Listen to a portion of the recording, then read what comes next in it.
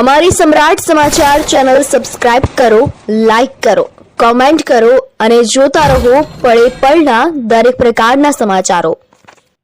Talaja marketing યાર્ડમાં અનાજ કઠોળ લાવતા ખેડૂતોને અગત્યની સૂચનાઓ આપવામાં આવી। ભાવનગર જિલ્લાના તળાજા માર્કેટિંગ યાર્ડમાં અનાજ કઠોળ વેચાણ માટે લાવતા ખેડૂતો ભાઈઓને અગત્યની સૂચના આપવામાં આવી છે અને જણાવવામાં આવ્યું છે કે અનાજ કઠોળનો વેપાર કરતા વેપારી સાથે વજન અંગે ચર્ચા કરી નક્કી કરવામાં આવ્યું છે અને હવે પછી અનાજ કઠોળ વજનમાં અમુક પ્રમાણે ફેરફાર કરવામાં આવ્યો છે, જેમાં અનાજ કઠોળ ફરજિયાત પ્લાસ્ટિક બારદાનમાં સિલાઈ કરીને જ લાવવું તથા દરેક